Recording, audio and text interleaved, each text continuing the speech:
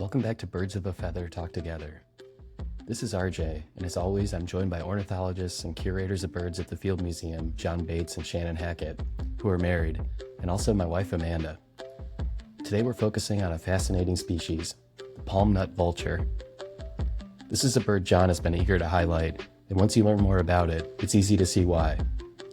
Found in Africa, palm nut vultures don't eat carrion, but instead their diet is mostly plant-based. They're also striking in appearance, mostly white plumage, a sharp contrast to the darker vultures many of us picture, and they're truly impressive to observe in the wild. John has had the opportunity to see palm nut vultures in the wild, and today he'll share first-hand insight into their behavior and ecology. Okay, let's go grab our binoculars and get into it.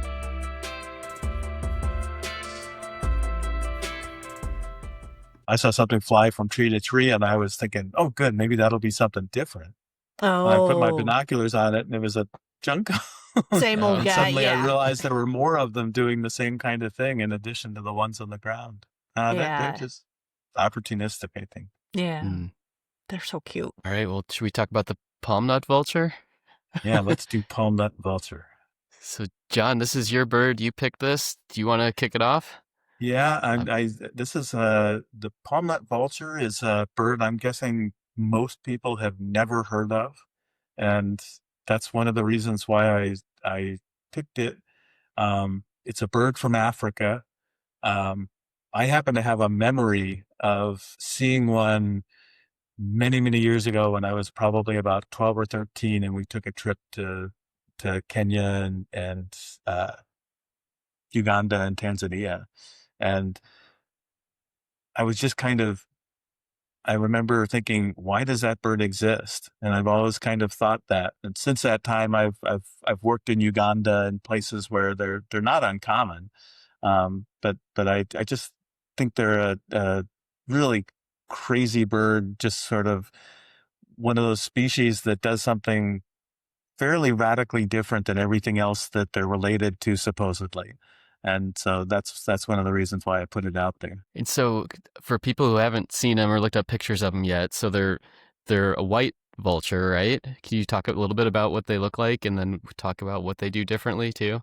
Yeah, they're kind of white, and they kind of a white body, which isn't unique to palm nut vulture among the old world vultures. So one of the things that's really important is New World vultures turn out to not be closely related to Old World vultures. So our turkey vultures and black vultures are each other's closest relative with the condors. And then in Africa, you've got this whole other group. And we can talk about this because palm nut vultures actually got an interesting set of relationships within the vultures. But they're basically this white-bodied bird with kind of brown wings and a red facial skin. And they're called palm nut vultures because 60% of their diet is literally palm nuts. And they take the pericarp is what it's called, the covering of the seed, and that's what, that's a major part of their diet. That's what they feed their chicks. And so palms are really widespread across Africa, and so that bird has a range that covers an awful lot of sub-Saharan Africa. I noticed that they're not bald like other vultures, right? And so we talked about before how like vultures being bald could be a way that they've adapted from eating like dead carcasses and getting stuff on their head. I just thought that was interesting, though. This bird we looked at that's not bald is not sticking its head into dead things. So the only phylogenetic work is pretty old, going back to about 2005, and so there's been a lot of things that would be worth looking at again with respect to the relationships of the old world vultures. Palm nut vulture comes out in a group at the base of below the rest of the old world vultures, a lot of which have naked heads and things. And it comes out with two birds. One is Madagascar serpent eagle, of all things, and the other one is lammergeier, or bearded vulture. And both those birds have feathers on their heads. And so it's interesting that these three birds, which are in different habitats, different geographies, appear to be each other's closest relatives, which, but very, very old lineages on the order of millions of years of separation. And Lammergeier, this, or bearded vulture, is this bird that breeds in mountains from South Africa at high elevations all the way up to Europe and then over into the Himalayas. And unlike African vultures, which are the classic, there's a group of African vultures which classically come down on these lion kills after the lions are done and clean everything else up. So they're constantly sticking their head into these carcasses and things, which is why they probably have naked heads. Lammergeiers feed mostly on small deer-like things and goats. And one of the things they're famous for is in these high mountains, they found these sites where they will take the bones that they find and they will fly up and drop them on these rocks to break them open so they can get at the marrow to eat them. Oh, that's Whoa. smart. And so they've got Cool. some really interesting behaviors. So, but palmlet vultures literally hang around in palm trees for the most part and eat a lot of palm fruits, although it's also clear that they fairly frequently maintain association fairly close to some sort of water, which can be either saltwater or freshwater. And in those situations, they're often seen foraging for fish, dead fish and things. And so they'll definitely, they can be kind of vulture-like in that respect. They must be the laziest of all of the vultures. Because if you're a vulture that needs to find dead things, you got to work pretty hard to find the dead things you're going to stick your head in and eat. So they just like laze around. They find a palm tree, which is there are a lot of palm trees in Africa. So they find a palm tree and just sit there and just like reach up and grab a palm. So maybe they Sounds a awesome. palm fruit and use their feet to kind of tear it apart. And so they just sit there. Their activity diet says they sit in a tree for more than 60% of a day. Oh, That is a lazy bird. I don't think of any bird being in one that place much. like that. You can't do that if you have to actually find your food. I mean, So it's how come genius, isn't it? How come more things haven't adapted to do things like that? I was to say, it sounds pretty smart, right? I think, I think birds like mourning doves, for instance, will gorge themselves and then just sit around digesting for long periods of time. No, So they I don't think just digest, they whine. They whine while they're digesting. They're like, oh, my stomach. That's what they're whining about. I knew I shouldn't have Not brought that again. up. Oh, it hurts. I mean, it is a whole area of research on birds. With they call it studying time budgets, and I think you're right. The palm-nut vulture is a bizarre bird in that respect because on the if they're not scavenging and eating fruit, maybe because that's what they're doing, they can sit around for a long time. As long as you find a good place to get some palm fruits, you can satiate yourself and then just watch the world go by. Okay, so how do you say their genus and species? Gypohyrax angolensis? Is that? Yep. Okay. And It's of really course, interesting. Again, interesting words. We have 23 of them. Oh. And one is a Malagasy tissue for which we don't have the specimen. We just have a tissue only specimen, right? That seems to be what the database says. So the other 22 are between 1931 and 1967 in our collections. So there's nothing modern in our collections from them. But that's I would say that in general, vultures are one of the least likely things to be added to collections. Why is that? Why is that? Because if they're scavenger species, they smell pretty bad and are kind of not fun to skin. And then they're in the air so much of the time. You'd have to have it. They're not that easy to actually collect. So you got to find them on the ground. That's not that easy. So they're, the gyps part of their Gypohyrax is Greek for vulture.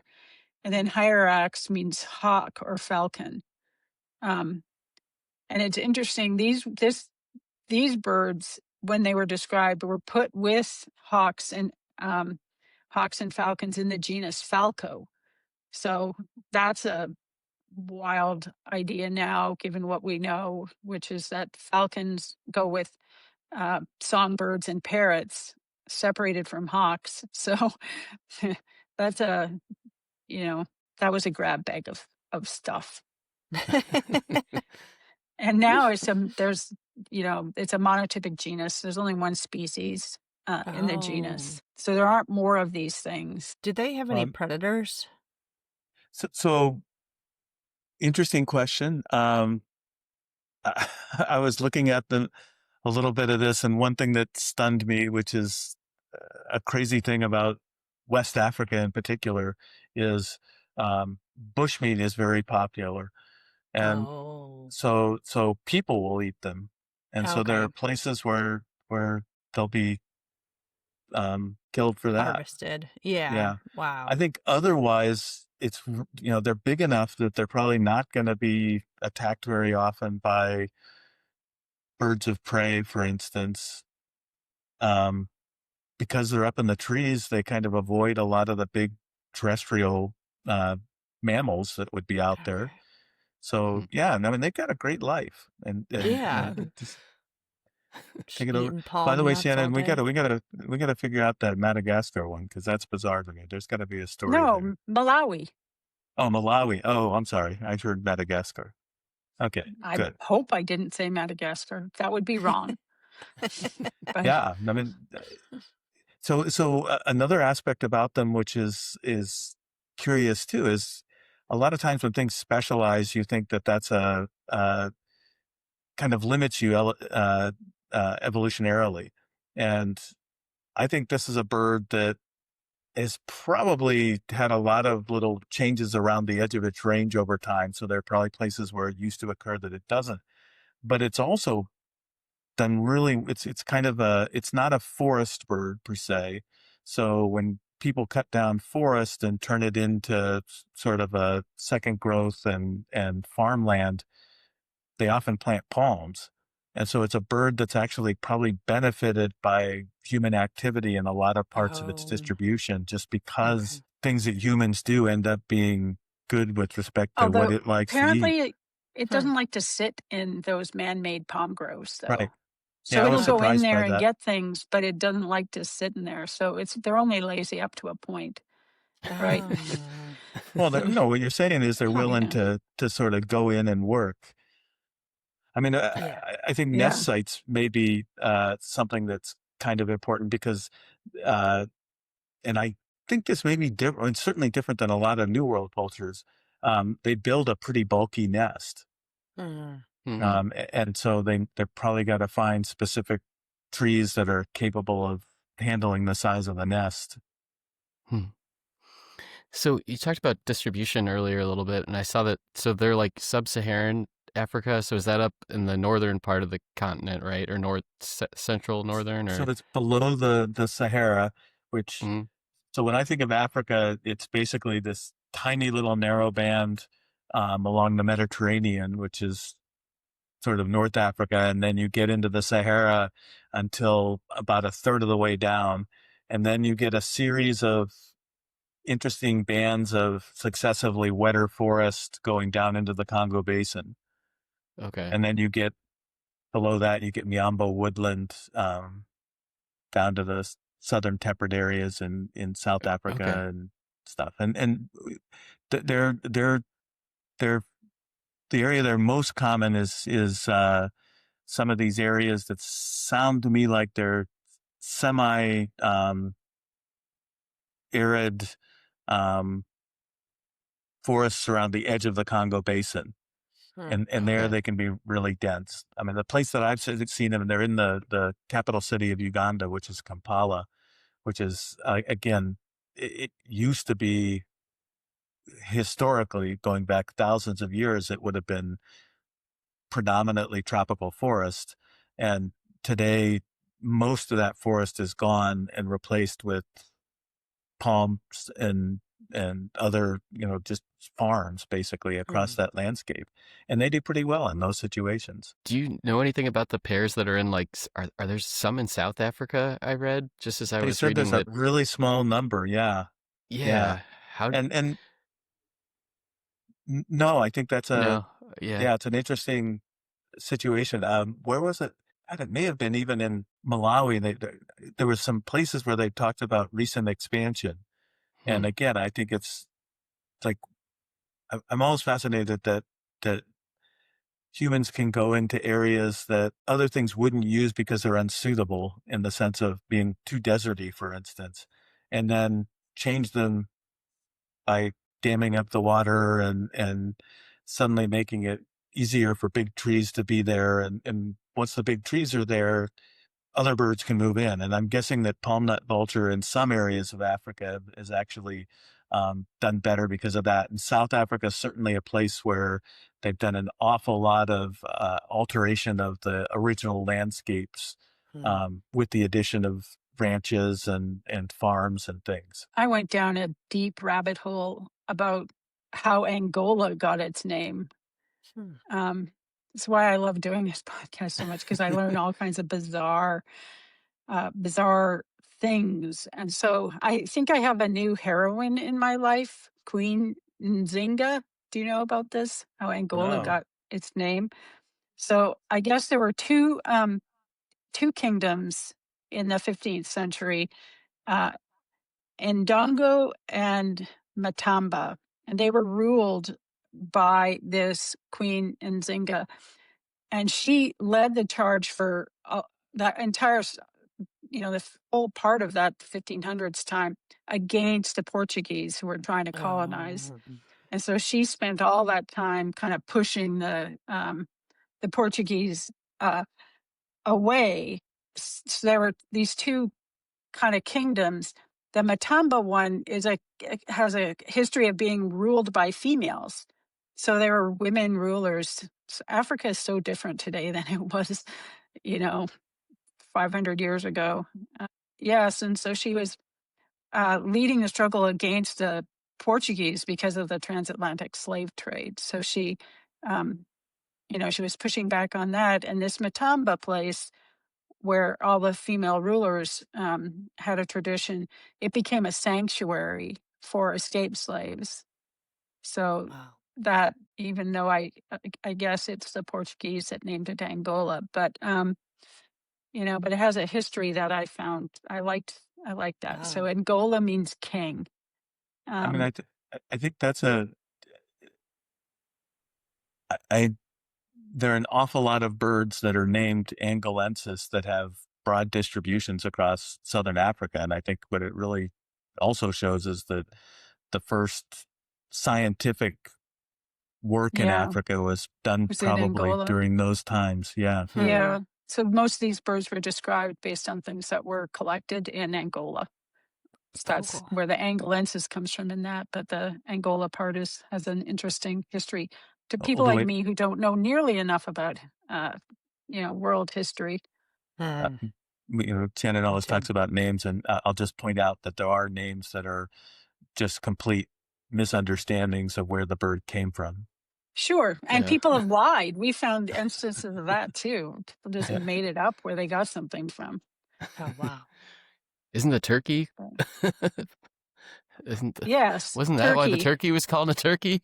Yes. It did not come from Turkey. Yeah. Wait, I didn't remember that. Is that for real?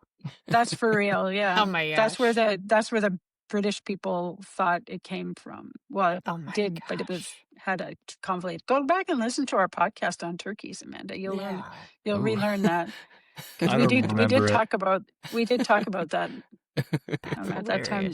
There's another one of these factoid things where I go down my own little rabbit holes of weirdness before I remember I'm supposed to be learning about a bird, not world history or these bizarre facts. And I'm completely fascinated in social media and other places by these bizarre facts that you see someone putting. So yeah, I can go down a lot of those rabbit holes. Something that I thought was cool about the palm nut vulture that I read too, and I don't know how, different this is from other vultures, but it just talked about how the pairs will soar together and do aerial displays of rolling and diving, and that they're much more acrobatic than other vultures. I thought that was just kind of cool. Cool. Yeah. So there's, as I said, I think there's, from a phylogenetic perspective, there may be some interesting more work to do on some of this. So the clade that it's in, lammergeiers are very aerial in terms of flying over these landscapes and these high mountains looking for things. Madagascar serpent eagle is called that because it looks like an eagle. And so I think bearded vulture, common names being what they are, bearded vulture is obviously a scavenger, but it's, from an evolutionary standpoint, it's kind of at the base of that part of the tree, which does include clades of African eagles and things.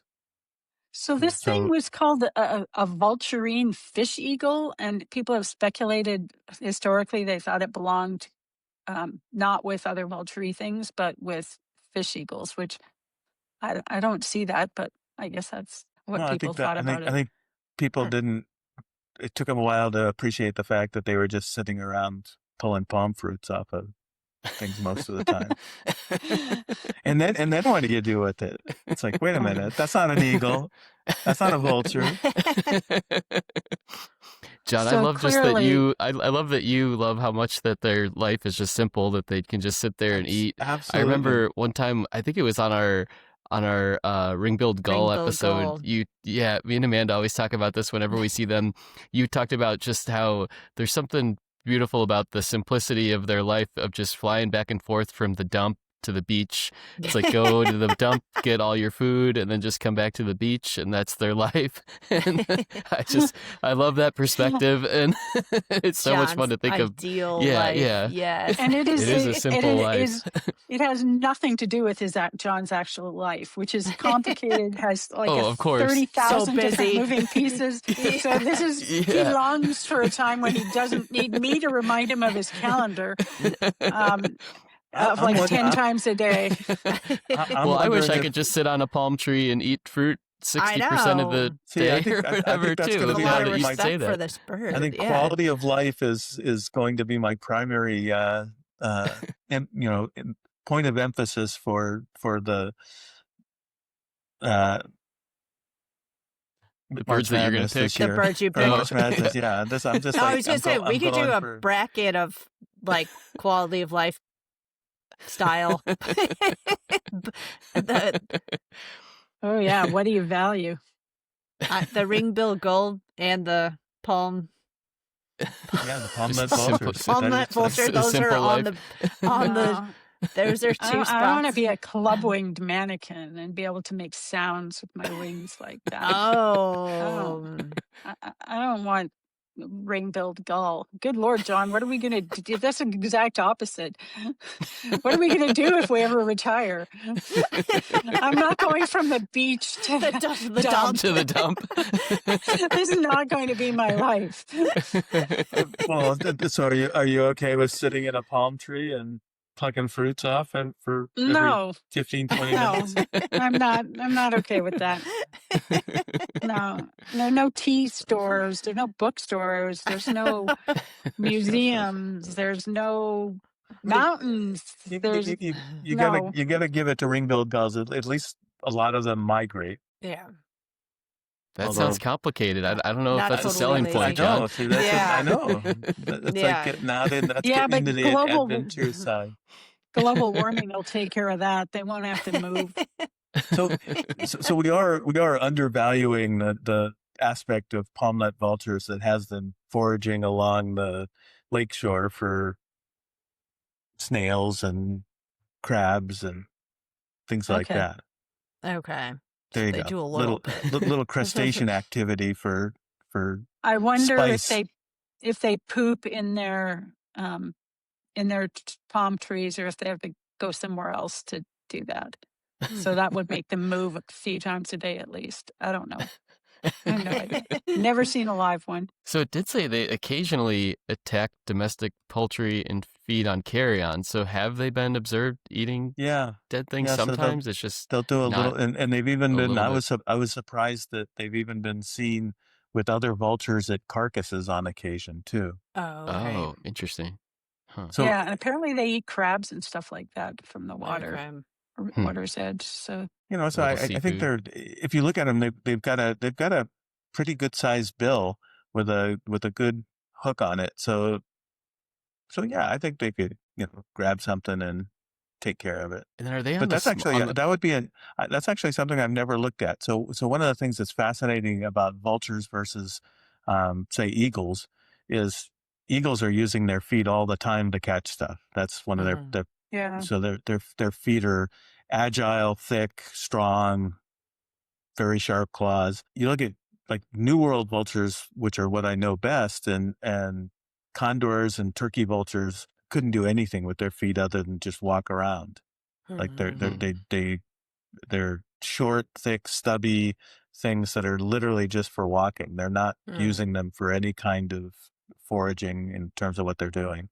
So they, when they find a carcass, they're just ripping meat out and swallowing it, as opposed to doing anything with their feet. And so it'd be interesting to know whether palm nut vultures do a little more with their feet than they some of do. these. They Yeah. they do. They manipulate the fruit and hold it with their feet. So they're like tearing pieces of it off with their feet, not with their beaks like that. Although I imagine they do too, and not just with their beaks, but.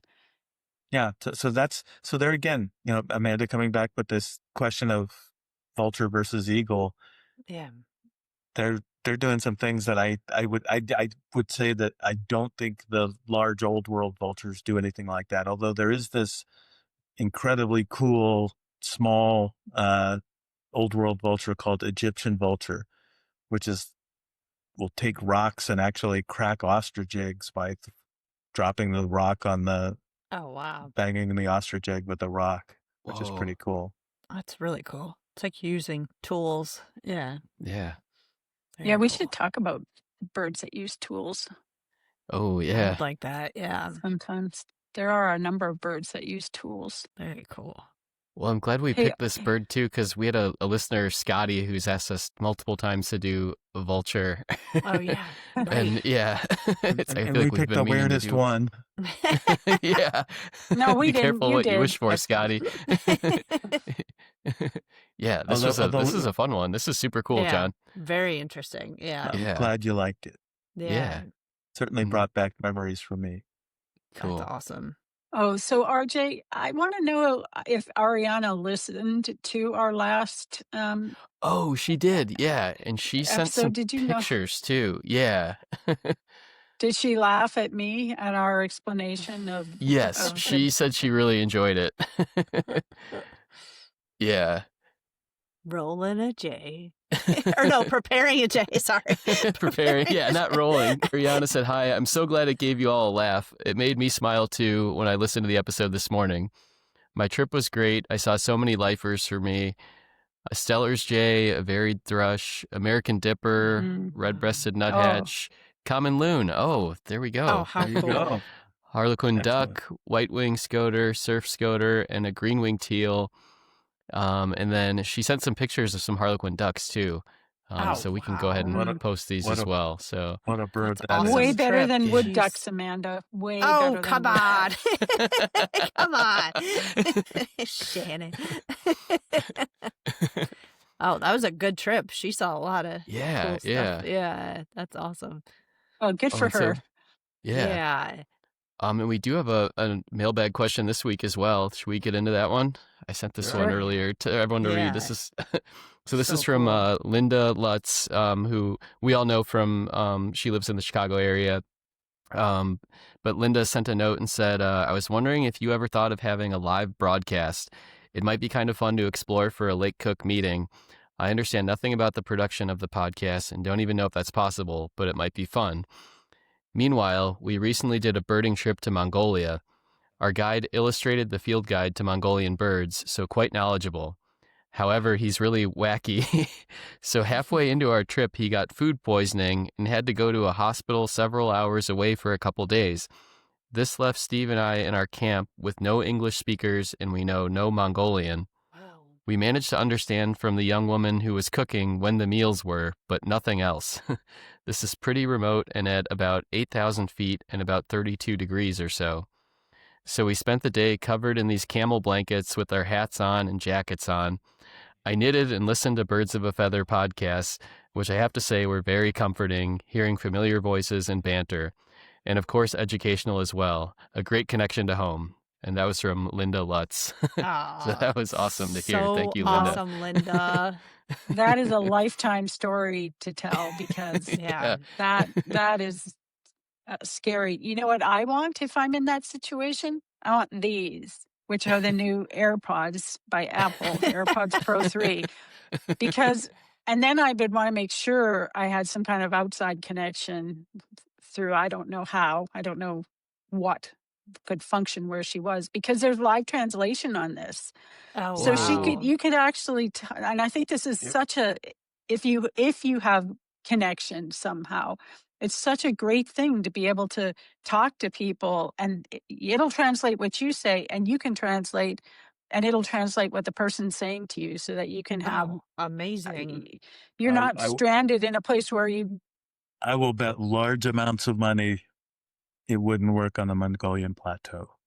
Well, there's not all the languages are not there, but if you're in Spanish, Portuguese, French, there's several languages now that are part of this. But so I'd be desperate for I wouldn't be looking for my knitting needles, but good for her. When Yeah. my mom Yeah, was when my So mom was cool. healthy, it would have been knitting needles, and in fact, she was devastated by the changes after 9/11, when they wouldn't let you bring knitting needles, metal knitting needles on planes anymore. Oh. So it interfered with her knitting. So she had to have a whole set of stuff here to be able to knit. 'Cause she wasn't all that fond of the wooden knitting needles. Oh. So my mom would have knit too. Yeah. After cursing the guide for leaving. Leaving her stranded. Your mom would not have been convinced to go look for birds in Mongolia. No, She would have passed. that's true. As I say, that's an I thought you were going to say, awesome Shannon, story. with the headphones that you could listen to Birds of a Feather. I was like, oh, here we go. But if she was able Yeah. to translate, she would have been off looking at birds. And Let's just say if I'm in Mongolia like that, I'm not listening to us talk. No offense to us. Well, But yeah, I'm not there's listening to the other- sound of my own voice. I hate the sound of my own voice. we could go the other way. You know, how do we sound in Mongolian? oh, there you go. Cool. We get a Okay. huge, all of our listeners are in Mongolia. Linda spread the word of Birds of a Feather out there. That'd be cool. Well, I think it's Mhm. great that people will tell us stories about their lives. I mean, it's so I know. fun. Yeah. Linda's, I've never Yeah. been to Mongolia. I was going to say, she's doing a lot cooler things than RJ and me. Yeah. Where are you going Wait a minute. next? Wait a minute. You guys Where went to are you going Arizona. No. No, yeah. No offense to Arizona. Arizona, awesome. Yes. Yeah, we were in Buffalo Grove yesterday birding. How does that compare to Mongolia? To Mongolia. Exactly. You live your life in its Yeah. simple going to and from the dump and the beach. Yes. Our Yeah, dump yeah. to the beach. That's what that is. That's what a That's our trip life. to that's what a trip to Buffalo Grove is. Yeah. Oh, no. For us, those are trips to hockey rinks. Every time people say where they're from or bring up some place, all I can think of is I know how to get to the hockey rink there.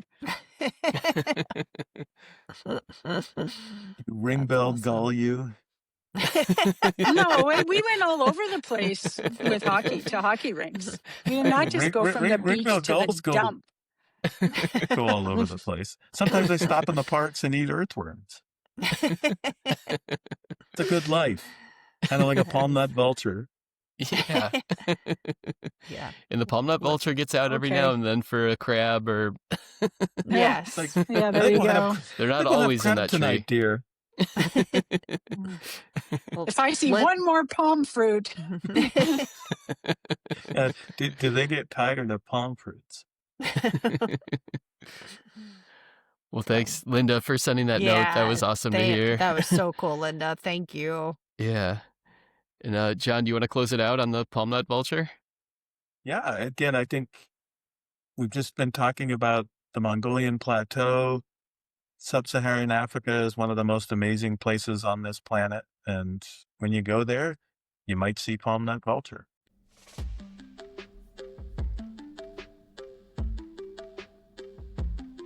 Thank you to everyone for listening. We continue to get great feedback from you all, so thank you for being a part of this with us.